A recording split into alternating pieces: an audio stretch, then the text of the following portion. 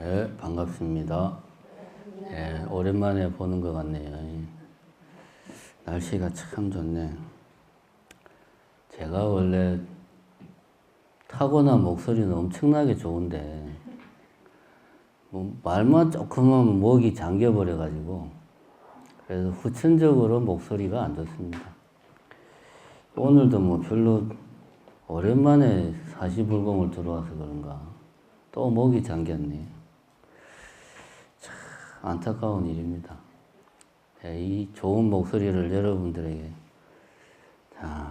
들려줄 수 있는 기회가 없으니 오늘은 관음제일이고요.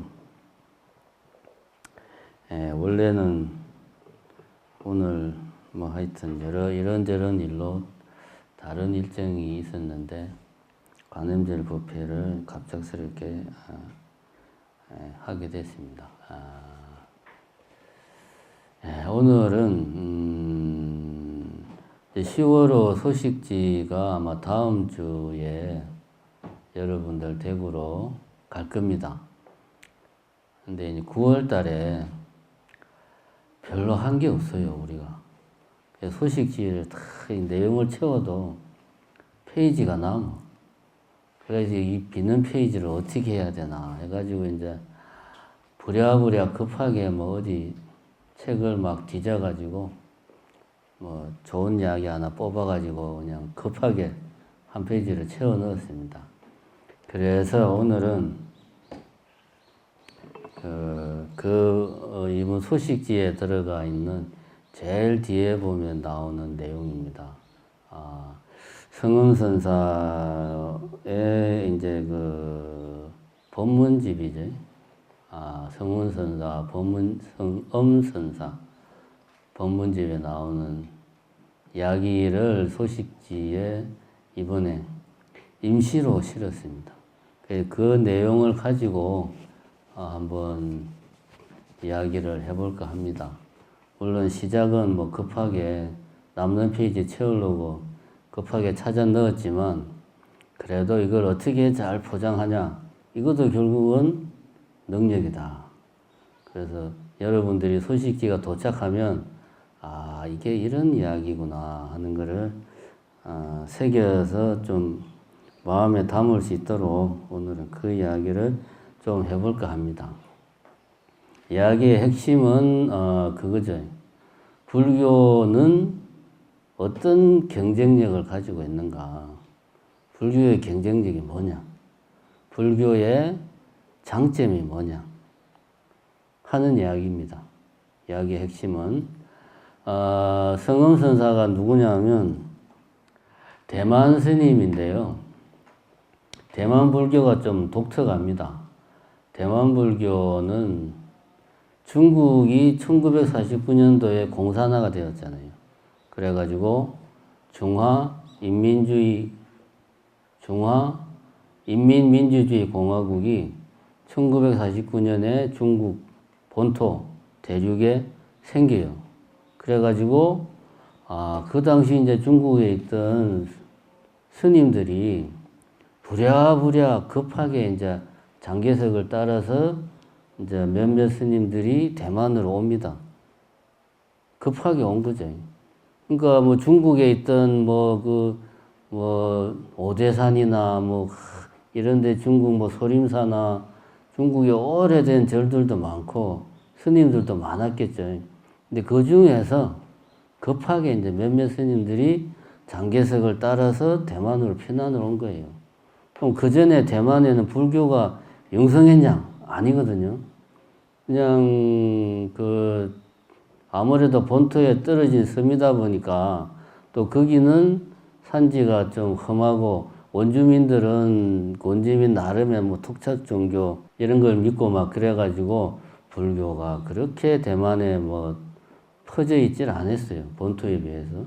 근데 이제 스님들이 가가지고 그야말로 몸만 왔거든, 스님들이. 아무것도 그렇잖아요. 절을 짊어지고 피난 갈 수 없잖아요. 그죠? 우리 금강산에 뭐 신계사에 살던 스님들이 신계사를 통째로 짊어지고 6.25 전쟁이 터졌다고 해서 범어사로 피난할 수 없잖아요. 똑같은 맥락이죠. 몸만 와가지고 1950년대부터 말 그대로 우리식으로 말하면은 뭐 비닐하우스 하나 지어놓고 그냥 맨몸으로 포교를 시작한 거예요. 그렇게 해서 이제 오늘날 대만 불교가 자리 잡았는데, 그 이제 오늘날 현대 대만 불교를 일으킨 큰 스님들이 몇 분 계십니다. 가장 대표적인 분이 이제 누굽니까? 불광선사, 그 성운대사, 그 스님도 아마 최근에 입석하신 걸로 알고 있는데, 그 다음에 이제, 자제공덕회 그 스님, 자제공덕회는 몇 년 전에 대만에서 큰 지진이 나가지고 피해를 크게 입었는데, 또 몇 년 사이에 그걸 또 다 복구를 했답니다. 그런데, 그리고 여기 이제 성음 스님 같이 이제 교나 학적으로, 율적으로 아주 이렇게 스님들로부터 존경을 받는. 물론 이제 제가자들로부터도 당연히 존경을 받지만, 뭐 하여튼 이런 1세대 큰 스님들이 몇 분 계십니다. 대만 불교를 말 그대로 맨손으로 일으키고, 오늘날 대만의 불교가 생활 속에 뿌리 내리도록 하신 분들입니다. 그 중에 한 분이 성음 스님인데요.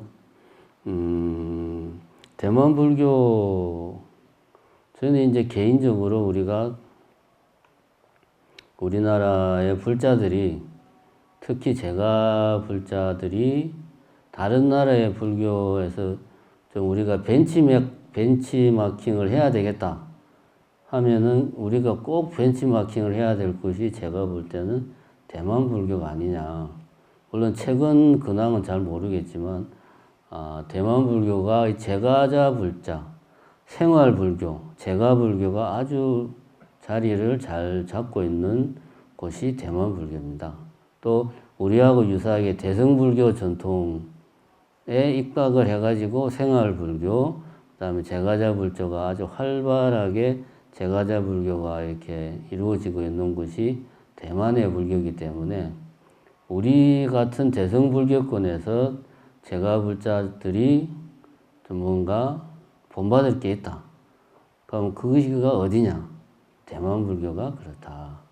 그래서 우리가 사실은 뭐 미얀마나 인도나 이런 데 성지순례 가서 어떤 불교 성지를 순례하는 것도 정말 중요한데, 이 대만에 우리 불자들이 한번 가서, 성지순례가 아니고 대만은 성지가 별로 없습니다. 불광사 절도 아주 반짝반짝해요. 뭐 절 지은 지 몇십 년 되지도 않는데 뭐. 대만에 가서 그곳에서 불자들이 신행생활을 어떻게 하고 있는가, 그런 걸 우리가 사실은 가서 한번 보고 배우고 같이 이렇게 해볼 필요가 있습니다. 그래서 뭐 세상이 좋아지면 대만에 우리가 한번 꼭 우리 정심사 불자들이 대만을 한번 성지순례로 꼭 가야 되겠다는 생각을 개인적으로 하고 있습니다. 어쨌든 성음선사라는 분이 이제 그 대만 불교에서 유리나 교 쪽으로 이제 아주 존경받는 큰 스님이었는데 입적하셨습니다. 이 스님의 일화 중에 이제 이런 게 있습니다. 대만에서 아주 큰 스님이다 보니까 미국에서도 이제 뭐 요청을 하고 해서 미국에 또 뭐 이렇게 명상센터나 절 같은 것도 뭐 짓고 해서 미국도 자주 가시고 막 그랬어요. 근데 대만에서 미국 가려면은 한국이나 일본을 경유를 해야 됩니다. 뭐 직행 노선이 있는지는 모르겠는데 경유하는 게 아무래도 싸겠죠. 이제 이 스님이 한 번에 비행기를 타고 미국을 가는데 한국을 경유했어. 김포공항. 옛날 이야기입니다. 인천공항 생기기 전에.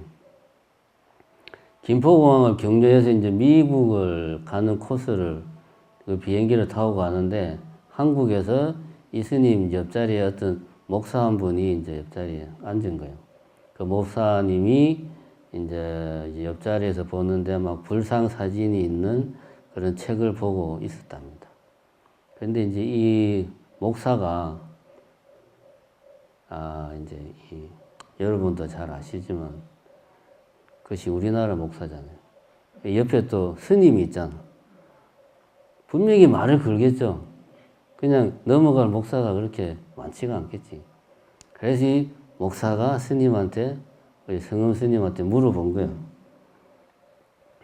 성금 스님한테 이제 자기가 보고 있는 책에 이제 불상 사진들을 가리키면서 당신은 이런 불상들을 이렇게 신앙하십니까? 이게 경배합니까? 일반적인 표현으로 신앙하십니까? 물어보니까 성금 스님이 대답하기를 나는 불상의 효용은 믿지만 불상을 신앙하지는 않습니다. 이렇게 이제 대답을 한 거예요. 그러니까 이 목사가 생각하기에 상식에서 조금 뭔가 좀 대답이 이상하다 싶으니까 다시 이제 질문하기를 그러면은 기도는 하십니까? 물어보니까 성금 스님이 대답하기를 나는 기도를 하지 않지만 내가 가르치는 사람들에게는 기도를 하라고 가르칩니다. 이렇게 또 이제 대답을 한 거예요. 그러니까 이제 목사가 말하기를 당신은 기도를 하지 않으면서 어떻게 다른 사람들에게는 기도를 하라고 가르칩니까? 그것은 다른 사람들을 속이는 거 아닙니까? 라고 이제 목사가 반론을 했어요.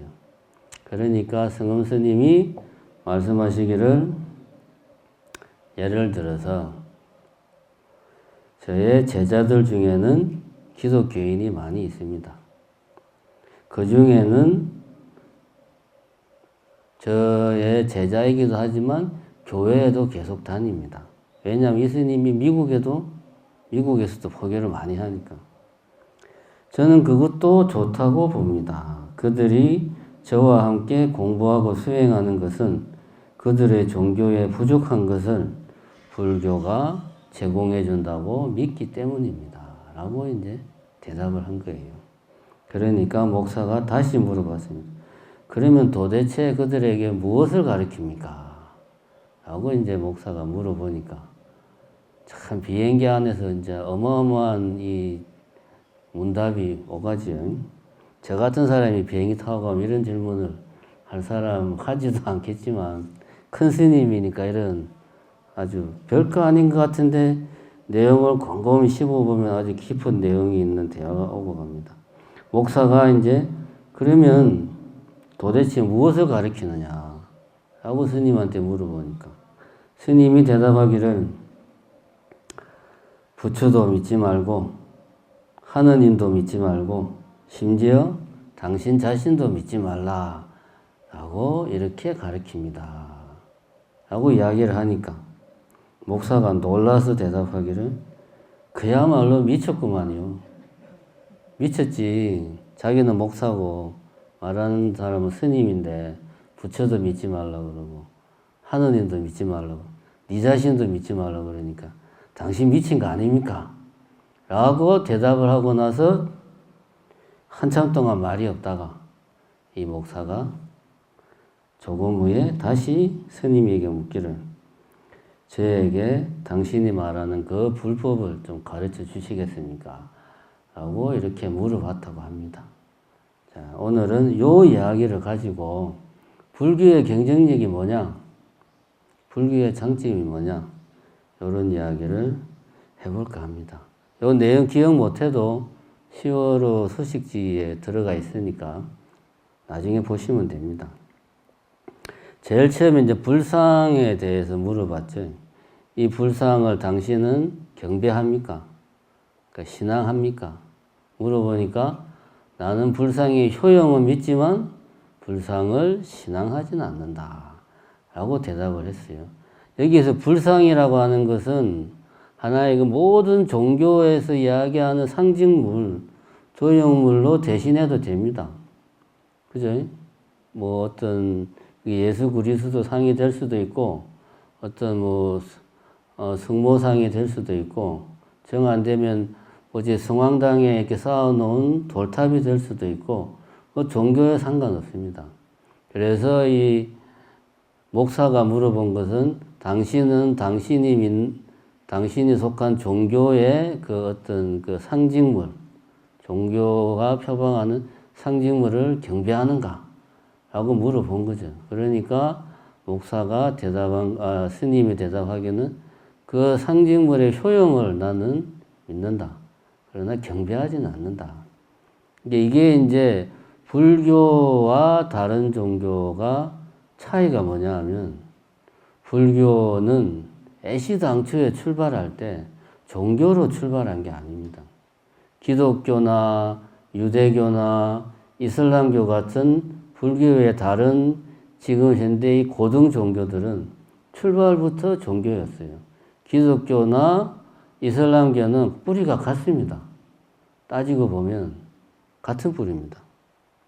이거는 두 개는 같은 뿌리고 유대교는 애시당초부터 유대교라는 종교 자체는 그때 당시 이제 그 중동이나 이집트나 이 중동 요 부근에 그 많이 있던 신들 중에서 오직 한 사람만의 신 여호와만이 위대하고 전지전능한 신이고 다른 신은 부정을 한 거죠. 그러면서 전지전능한 유일신으로서 여호와가 등장을 한 거고 여호와를 믿는 것 자체가 그 이제 유대교의 핵심이거든. 그러니까 그 신의 존재 어떤 뭐 그런 것들을 부정하고 나면은 존립할 수가 없는 거예요. 근데 불교는 출발이 그게 아닙니다. 출발이 뭐냐? 불교의 출발은 바로 그러한 것들과 맥락을 같이 하는 고대 인도 사회에 종교가 있었죠. 종교라는 말은 사실은 근대 서구에서 만들어낸 말이에요. 서구인들이 생각하는 자기들의 어떤 그 사고방식에서 종교라는 표현을 쓴 거지. 인도 사람에게는 그게 그냥 생활이고 문화고 모든 거예요. 그냥 그런 서구식으로 말할 때 종교적인 사고나 행동, 문화 그게 그냥 자기들 삶이에요. 그러니까 인도 말에는 종교라는 말이 없지. 그 모든 걸 삶 자체가 종교니까 종교와 삶은 분리할 수가 없으니까 그 인도인들의 삶에 대해서 비판을 하고 나온 사상, 실천 중에 하나가 부처님의 그 어떤 주장이었다 이겁니다. 그럼 당시 인도 고대 부처님이 등장하던 당시에 인도 사회에 인도 사람들을 지배하던 사상이 뭐냐? 다른 게 아닙니다. 이 세상에는 근원적인 뭔가가 있다. 모든 것은 거기서 나오고 모든 것은 거기서 돌아간다. 이 모든 것은 그 근원적인 것의 뭐다? 그림자다. 이 세상 이 모든 만물이 서로 다르고 큰 거, 작은 거, 밝은 거, 어두운 거, 선한 거, 악한 거, 다양한 것들이 차별되고 변화해 가지만 그 모든 것은 근원적인 하나로부터 나와서 다시 거기로 돌아간다. 그 모든 것은 이렇게 근원적인 그 뭔가 안에서 돌고 돈다, 순환한다. 인생으로 우리 사람으로 따지면 윤회한다. 이게 이제 당시 고대 인도인들의 사상의 핵심이란 말입니다. 이게 또 종교예요. 그 근원적인 뭔가, 그 근원적인 뭔가를 믿고 따르는 거죠. 그걸 뭐 브라만이라고 이야기하기도 하고 아트만이라고 이야기하기도 하고 뭐 리타라고 이야기하기도 하고 다르마라고 이야기하기도 다양하게 표현을 해요. 그게 중요한 게 아니에요. 근원적인 뭔가가 실체가 있다. 그 생각을 부처님이 아니지. 부처님이라 하면 깨달은 자를 부처님이라 하니까 고타마 시타르타라고 하는 왕족 출신의 수행자는 그걸 부정한 거예요. 근원적인 실제 그런 거 없다. 그런 거 없다. 라고 부정을 한 겁니다. 그리고 우리가 추구해야 될 것은 이 삶 자체가 고통이고 그 고통은 무상하고 변화하는 거기 때문에 거기에서 고통이 나오니까 이 사실을 깨닫는 것이 우리의 삶의 목표고 깨닫기 위해서는 수행을 해야 된다. 이게 이제 고타마 시타르타 수행자 가르침의 핵심이란 말이에요. 불교의 핵심은 출발은 수행이에요. 종교가 아니고 근원적인 실체, 유일신, 어떤 신적인 존재를 믿는 게 출발이 아니고 수행을 통해서 이 나와 세상의 실상을 깨달아서 고통에서 벗어나겠다. 이게 불교의 핵심이에요. 출발이 종교가 아닌 거지. 그러니까 성음 스님이 대답하기를 내가 속해 있는 굳이 종교라고 말을 하자면 이 종교에서 내세우는 상징물을 그것이 가진 어떤 효용은 분명히 있다. 부처님이나 뭐 이런 불상이나 효용 그건 난 인정하는데 그걸 내가 하나의 그 종교적인 상징으로서 경배하고 신앙하지는 않는다.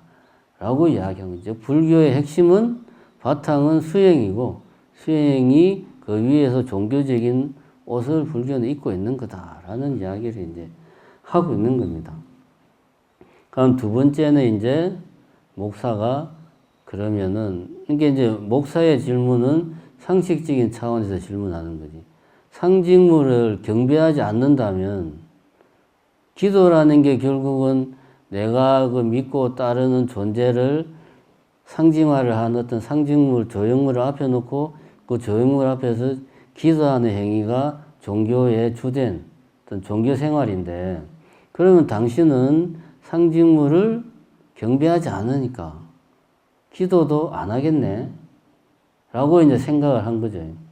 그럼 이 이야기는 더 나가면 그러면 당신이 속한 종교의 상징물도 경배하지 않고 그러니까 아마 당연히 기도도 안 할 거고 그러면 당연히 믿음도 없을 거고 그럼 당신이 성직자냐 성직자가 아니지 않냐 뭐 이런 생각을 바탕에 깔고 기도를 하십니까? 라고 이제 물어본 거죠. 물어보니까 성음 스님이 대답하기를 저 자신은 기도를 하지 않지만 다른 사람들에게는 기도를 하라고 가르친다. 말이 안 되죠. 어떻게 보면. 자기는 기도를 안 하면서 남들한테는 기도를 하라고. 말이 안 되는 이야기를 하는 거예요. 여기에서 우리는 이제 목사가 말하는 기도, 그 다음에 성음 스님이 생각하는 기도, 기독교의 기도, 불교의 기도가 어떻게 다른가? 똑같은 기도지만 용처가 다르고 의미가 달라요. 용처라는 것은 말이 쓰이는 때, 말이 쓰이는 앞뒤 맥락이 다르고 의미가 다른 거지. 목사가 말하는 기도는 말 그대로 갈구하는 겁니다. 원하는 것을 이루어 달라고 누구에게? 전지전능한 존재에게 매달리는 거지. 신의 뭡니까? 바지끄댕이를 붙잡고 제발 좀 나 좀 잘 살게 해달라고 애원하는 거죠, 기도가. 이게 이제 목사가 말하는 기도. 근데 성음 스님은 그런 기도 나는 안 한다. 당연하죠. 성음 스님은 스님이고 수행자란 말이에요. 수행자가 절대적인 존재에 애원하는 기도는 할 이유가 없죠. 그런데 그런 기도를 나는 다른 사람들에게는 하라고 가르친다. 왜냐? 자, 여기서 이제 우리는 일반적인 의미의 기도와 불교에서 사용하는 기도의 의미를 조금 구별할 필요가 있다. 그러니까 성음 스님도 우선은 일반적인 의미의 기도를 이야기하고 있습니다. 일반적인 의미의 기도는 말 그대로 소원 성취를 애원하는 수동적으로 나에게 달라. 내가 뭔가를 하는 게 아니고 나에게 달라 하는 그런 의미에서 이야기를 이제 일반적인 의미에서는 기도를 이야기합니다. 그러나 우리 불교에서는 일단 불교의 교주라고 할 수 있는 고타마 시타르타, 우리가 말하는 부처님부터 궁극적이고 절대적인 존재를 부정을 했단 말입니다. 그러면 이미 그 순간부터 기도를 한다는 게 앞뒤가 말이 안 맞아요. 그러잖아요. 전지전능한 존재를 부정을 했는데 그럼 누구한테 기도를 해요? 그 순간부터 불교에서는 기도 자체가 모순이 되는 거예요. 그래서 불교에서는 기도를 어떻게 해석합니까? 우리는 기도를 하나의 어떤 서원의 의미로 이야기한다 이거지. 내가 삼기의 나도 부처님처럼 부처님 같은 그런 존재가 되겠다 하는 것을 부처님 앞에서 맹세하는 게 불교에서는 우리는 기도라고 우리는 재해석하는 거죠. 물론 처음에 불교에 입문한 사람들이 불교를 모르는 분들이 예를 들면 지금이 이제 수능기도 기간 아닌 요즘은 수능기도도 뭐 많이 동참을 안 하시지만 한 10년 전만 해도 뭐 웬만한 저런 지금쯤이면 뭐 수능기도하는 그 수능 그 수험생 그 어머니들로 그냥 절간에 미어 터졌잖아요. 그분들이 불교를 알고 수능기도로 와서 열심히 기도하는 게 아니거든. 그냥 우리 아들이 고3이 돼가지고 시험 공부를 하니까 부모 입장에서 애가 타는 거지. 그러니까 자기도 그냥 와서 뭔지 모르지만 기도를 막 하는 거야. 우리 아들 좀 어떻게 잘 좀 해달라고. 소원성취. 이게 전형적인 의미의 수동형. 제발 우리 아들 좀 붙게 해주세요. 애원하는 기도입니다. 시작은 이렇게 해요. 이렇게 하는데 그 기도를 내가 하다 보니까 이렇게 해서는 진정한 기도가 아니구나. 기도는 나도 부처님 같은 그런 어떤 깨달음을 얻겠다라고 어떤 맹세하는 소원을 세우는 그런 다짐의 자리로서 내가 그런 마음으로 기도를 해야 되겠구나 라고 이렇게 생각이 변화하고 발전해 가는 과정을 거쳐서 자연스럽게 불자가 되는 거죠. 물론 이제 그 중에는 수능 기도할 때만 나왔다가 뭐 이제 다시 이제 또 절과 멀어지는 분들도 있지만 계속 절에 나오다 보면 자연스럽게 이렇게 변화합니다. 기도의 의미가 발전한다 이거지. 그럼 여기서 말하는 성은 스님이 다른 사람들한테는 기도를 하라고 가르친다 라는 말은 두 가지 의미를 다 포함하고 있죠. 우선 처음 시작하는 거라면 인간이니까 인간은 욕망의 동물이란 말이에요. 욕망이 없으면 인간이 아니란 말이에요. 그건 신이지 어떻게 인간이에요. 그러니까 처음은 그런 간절한 마음으로 개인의 욕망을 실현하기 위한 기도를 하는 것을 부정 안 한다 나는. 그러나 그런 기도를 함으로 해서 당신은 발전을 할 것이다. 그래서 나도 하나의 어떤 부처님 같은 존재로서 내 자신을 자리매김하겠다 하는 의지를 내 안에서 가지게 될 거다. 그런 기도로 불교적 의미의 기도로 발전해 나가리라는 것을 성은 스님은 또 믿으니까 그런 수동적인 의미의 기도도 부정하지 않는 거예요. 그러면서 동시에 당신이 하는 기도는 이런 기도가 돼야 된다라는 이야기를 함께 내포하고 있다. 근데 목사가 물어본 기도는 하십니까? 이거는 말 그대로 이제 애원하는 기도지. 그 기도만 이야기한 거죠. 이게 이제 성은 스님은 이제 이런 이야기를 한 겁니다. 불교의 경쟁력이라는 것은 다른 종교라고 말하는데 일단 신적인 절대적인 존재가 있어야 돼요.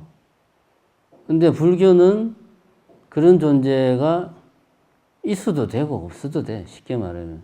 우리 불교 안에서는 필요라기보다 중생들의 그런 간절한 마음, 소원을 다 이렇게 들어주고 받아주는 분이 이제 관세음보살님이 가장 대표적이거든. 얘는 타 종교에서 절대적인 신의 역할을 관세음보살님이 좀 우리 불교에서는 나름대로 당신이 대신 해줍니다. 뭐 중생들이 처음부터 다 수행자고 처음부터 다 부처가 아니거든. 중생이니까 당연히 절에 와서 무언가 좀 애원하고 간청하는 것은 당연한 거예요. 그러니까 그런 대상도 우리 불교 안에는 있어. 그런데 거기에 끝이지 않는 것이 불교의 하나의 경쟁력이다 하는 점을 우리가 여기에서 알 필요가 있다. 그 다음에 그래서 이제 이 목사가 스님에게 반론을 제기하는 거죠. 당신은 기도를 하지 않으면서 왜 다른 사람에게는 기도를 하라고 가르치냐. 그건 당신은 그 다른 사람들을 속이는 거 아니냐. 이렇게 반론을 제기하니까 이제 스님이 이야기하기를 이렇게 이야기한 거죠. 내 제자 중에는 불자가 아닌 사람들도 있다. 기독교인들도 있다. 심지어 내 본문을 들으면서 교회 다니는 사람들도 있다. 그런 사람들에게도 불교는 분명히 도움이 되는 부분이 있다. 그러니까 여기서 성엄스님이 기도를 하라고 이야기하는 것은 불교의 기도만을 이야기하는 게 아니고 기독교인으로서 교회에 가서 예배하고 기도하는 것도 하라 이거야. 당신의 종교에서 행하는 기도 해라. 부정하지 않는 거지. 타 종교를 부정하지 않는 거예요. 대신에 불교가 뭐 기독교나 뭐 개신교나 천주교나 이슬람이나 이런 종교에 어떤 그 도움을 줄 수 있는 부분이 있다. 보완해주고 더 이런 종교를 성숙시켜주는 그런 부분이 불교에 있다. 그렇기 때문에 나는 다른 사람들이 믿는 종교를 부정하지 않는다. 라는 이야기를 이제 성엄스님이 목사가 못 알아들으니까 부연 설명을 해주는 거야. 불교는 다른 종교를 배타하는 것이 아니고 다른 종교들을 보완해주고 더 성숙시켜주고 있다. 왜 그러냐? 같은 이야기를 달라이라마도 이게 이제 미국에서 이제 활동을 하는 큰 스님들이 이런 이야기를 많이 합니다. 달라이라마 존자도 똑같은 이야기를 해요. 왜냐하면 미국이라는 나라 자체가 기독교인들이 만든 나라잖아요. 유럽은 살다 보니까 기독교인이 된 거고, 미국은 애시당초부터, 그죠? 프로테스탄트, 기독교인 중에서도 꼴통들이 가서 만든 거거든. 그러니까 미국은 기독교인이 만든 나라니까 나라 자체가 기독교 국가예요. 그래서 대통령이 선서할 때 어디에 손원가 합니까, 미국은? 성경에도 손원가 하잖아요. 우리나라는 그렇게 안 하잖아요. 우리나라는 종교의 자유가 있으니까. 미국은 기독교 국가예요. 그러니까 미국에서는 무신론자가 상당히 힘들어요. 특히 이제 남부 쪽으로 가면 더 심해. 그래서 미국 같은 데서 이제 불교를 포교할 때는 이런 질문들을 많이 받는다 이거예요. 그래서 큰 스님들이 당신 종교 그대로 믿으면서 불교로서 당신 종교가 가지지 못한 부분들을 보완을 해라. 부정을 안 하는 것. 이게 가능한 이유가 뭐냐? 같은 종교, 같은 범주에 있는 종교라면 배타적일 수밖에 없어요. 여호와가 유일신으로 탄생한 과정은 쉽게 말하면은 경쟁을 통해서 다른 신들을 다 이제 밀어내고 여호와가 하나로서 딱 그 지역을 평정한 거예요. 유대인들 지역을. 그래서 여호와가 탄생한 거고, 인도에서는 방법이 좀 다릅니다. 인도는 지금도 수십억, 수백만 인구 숫자보다 더 많은 신이 있는 나라가 인도란 말이에요.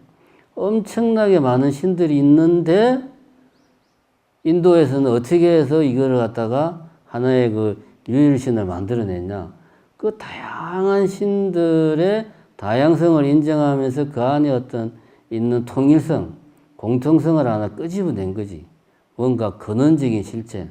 이것이 없으면 말할 수 없고, 이것이 없으면 이것으로 해서 우리가 말을 하고, 이것으로 해서 우리가 들을 수 있고, 뭐 이런 근원적인 어떤 공통적인 뭔가를 끄집어내서 그것을 뭐 이제 신적인 존재로 만든 거죠.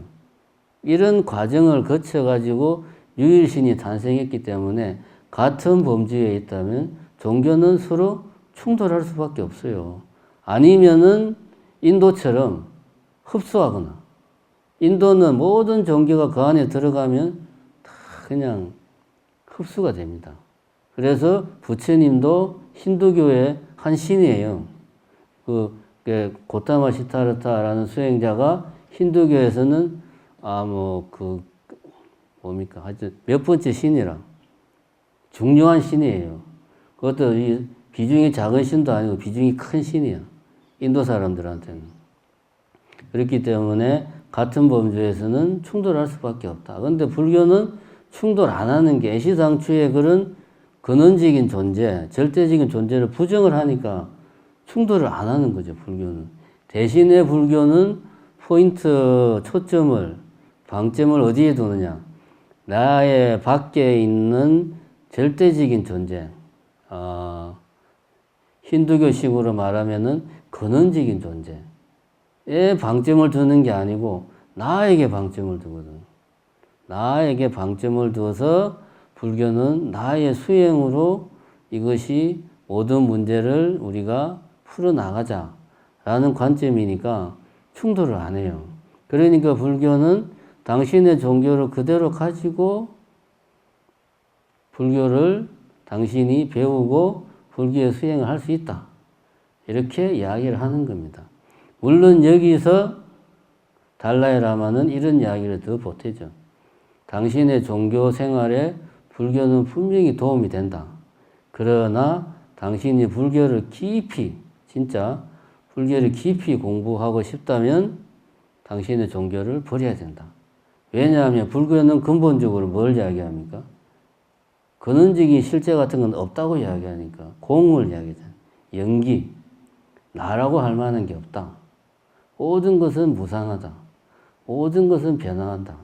이걸 주장하는 것, 연기를 이야기하고 공성을 이야기하니까 결국은 그 사람이 가지고 있는 종교의 가장 밑바닥에 이제 근본에 존재하는 어떤 절대적 존재에 대한 믿음을 부정을 해야 되는 거든. 불교에 대한 공부가 깊어지면 깊어질수록. 그러니까 당신의 종교를 더욱더 성숙시켜주고 보완시켜주는 역할을 분명히 하지만 당신이 불교 공부를 본격적으로 깊이 하려고 하면 이거는 이제 그때는 범주 자체가 다르니까 선택을 해야 되는 거죠. 하지만 그전에는 분명히 보완하고 성숙시켜주는 역할을 불교가 한다. 그래서 내가 기도를 하라고 이야기를 하는 거다. 그 기도는 불교의 기도만 이야기하는 게 아니고 기독교나 이슬람이나 이런 기도를 하라고 이야기하는 거죠. 이렇게 이제 말을 하니까 목사가 이해가 안 되는 거지. 목사의 관점에서는 불교나 기독교나 같은 범주인데, 같은 상식적으로 생각하는 종교라는 범주인데, 이런 이제 스님의 이야기가 이해가 안 되니까, 그러면 도대체 당신은 무엇을 가르치느냐, 어떤 이야기를 하길래 충돌하지 않는 거냐, 이 이야기죠. 왜 충돌을 안 하느냐, 결국은 이 이야기입니다. 그러니까 스님이 이제 이야기하기를 제가 말했습니다. 부처를 믿지 말고 하느님을 믿지 말고 심지어는 그들 자신도 믿지 말라고 가르칩니다. 라고 이제 그 스님이 대답을 했습니다. 이 말은 뭐냐? 불교의 핵심은 대승불교적으로 표현하면 공사상을 완전하게 체험하는 거죠. 그게 이제 공사상을 완전히 체험하기 위해서는 완전히 내 것으로 만들려고 하면은 첫 번째는 아공을 내가 체득을 해야 되고 두 번째는 법공을 내가 완전히 체득을 해야 돼. 아공이라 하는 것은 뭐냐? 내가 공하다. 내라고 할 만한 것이 없다. 내가 수행을 쭉 해보니까 내라고 할 만한 게 도대체 아무리 따져봐도 없구나 하는 것이 아공, 내가 공하다라는 거예요. 그래서 이제 아공을 내가 깊이 명상하고 수행한 과정에서 아공을 체득을 했어. 어떻게? 내라는 존재를 탁 들여다보니까 내라는 존재는 육신도 있고 여기에는 뭐 오원이라고 우리가 나누잖아요. 불교에서 색, 수, 상, 행, 식 이렇게 나눈단 말이야. 나누어서 보니까 내려가는 게 없네? 아공을 체득했어. 그 다음에 색, 수, 상, 행, 식 이런 걸로 다 나눴는데 그들 각각을 또 이렇게 색이면 색, 뭐 수온, 상온 이런 것들을 또 각각을 탁 살펴보니까 이것도 살펴보니까 끊임없이 변화하는 거야, 이게. 한시도, 일찰나도 고정된 게 없더라, 이거지. 무상하더라. 무상하니까 거기서 고가 나온다. 왜? 우리의 이 마음이라고 하는 것은 조금이라도 이 뭔가, 이것은 무엇이다. 이것은 내 거다. 이거는 뭐다. 라고 내가 이거를 딱 규정을 하려면 얘가 잠시라도 어떻게 해야 됩니까? 고정된 존재로 있어야지. 아, 이거는 시계야. 이거는 종이야. 그래서 이거는 내 거고 이거는 내 게 아니고 이거는 나고 저거는 내가 아니고 이렇게 이야기가 되는데 고정되어 있지가 않으니까 규정을 하고 싶어도 규정을 못하는 거야. 하고 싶은데 못하면 어떻습니까? 괴로운 거죠. 거기에서 근원적인 고가 나오는 거예요. 그래서 모든 것은 무상하고 무상하니까 괴롭다. 이런 이야기가 법공이 되는 거예요. 모든 것은, 법은 결국은 다 공하구나.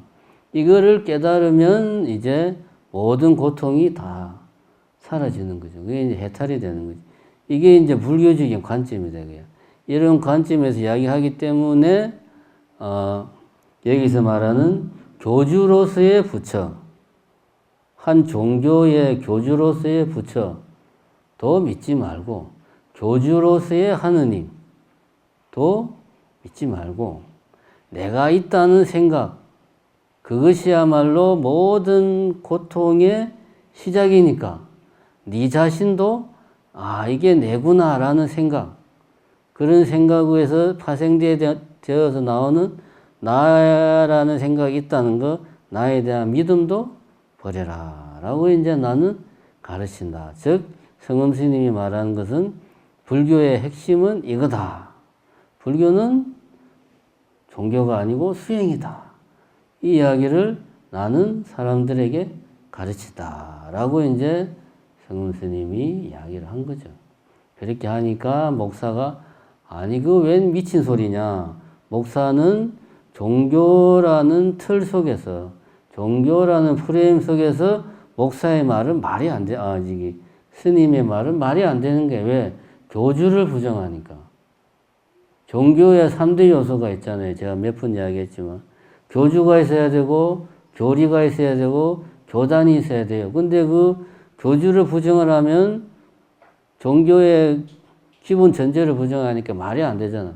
그러니까 당신 미친 거 아니냐라고 이야기를 하는 겁니다.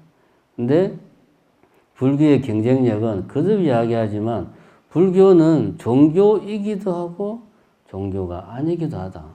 이것이 불교의 경쟁력이다. 그래서 지금 시대에는 종교가 갈수록 쇠락하고 있는 시대입니다. 종교가 탈색, 빛을 다 발해가지고 존재가 희미해져 가고 있는 시대예요. 이런 시대에서 기독교나 개신교는 자리 잡기가 힘들어요. 그러면은 이슬람교도 그렇게 되느냐? 그건 다릅니다. 이슬람교는 서구적 의미의 종교가 아니에요. 힌두교도 마찬가지입니다. 서구적 의미의 종교가 아니에요.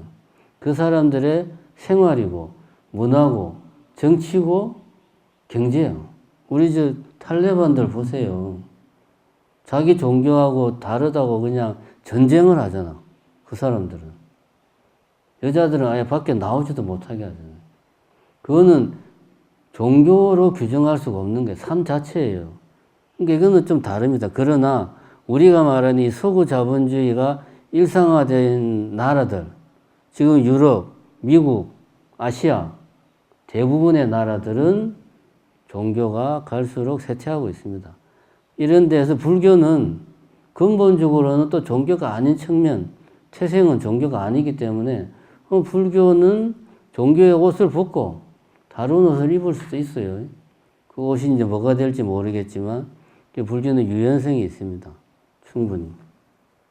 그래서 이제 스님이 대답한 것은 어떤 종교로서의 불교를 거기에 당신이 얽매여 있으면 불교의 정수, 불교의 핵심에 도달하지 못한다.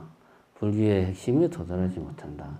이런 이야기를 한 거죠. 그러니까 목사가 처음에는 아니 당신도 종교인인데 어떻게 그런 이야기를 하냐 라고 했다가 곰곰이 생각해보고 아 도대체 그게 뭘까? 불교의 또 다른 면, 수행으로서의 불교의 면, 이 도대체 뭘까? 그것이 이제 궁금해진 거죠. 그래서 다시 한참 동안 말이 없다가 다시 물어보기를 저에게 불법을 좀 가르쳐 주시겠습니까? 라고 이제 그 목사가 성금 스님에게 물어본 거죠. 정리하자면 불교의 경쟁력은 어디에 있느냐? 불교의 경쟁력은 다른 데 있지 않다. 불교는 종교이기도 하고 종교가 아니기도 하다. 종교가 인류의 정신과 인류의 문화를 지배하던 시절에는 불교는 종교적인 틀과 제도와 종교적인 어떤 문화 속에서 불교의 내용을 전 세계에 퍼뜨렸어요.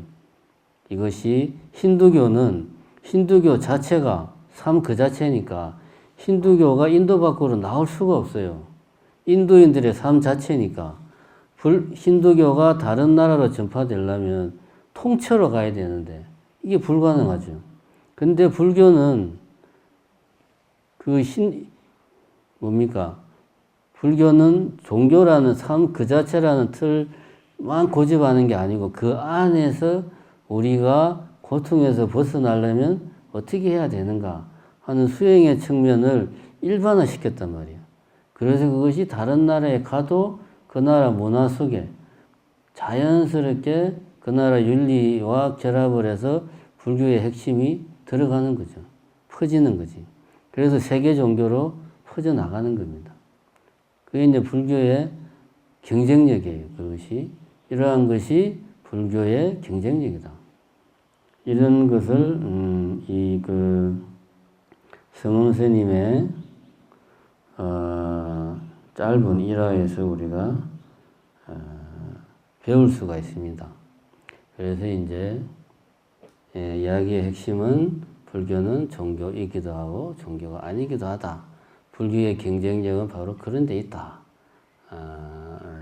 하는 거 우리가 명심을 하고, 이제 다음에 이제 법회가 초하루죠. 이제 다가오는 법회가 이제 이제 앞으로 초하루 법회는 우리 노전을 보고 계시는 연덕 스님이 초하루 법회는 해주시기로 했습니다. 내 혼자 하니까 여러분들도 지겹고 나도 지겹고 그러니까 이제 다양하게 연덕 스님도 하고 뭐 덕인 스님도 하고 다른 스님들도 하고 그렇게 하는 게 좋겠다 생각을 해서 초하루 법회는 이제 앞으로 연덕 스님이 할 겁니다. 이제 그렇게 하시고 오늘은 이것으로 마치겠습니다.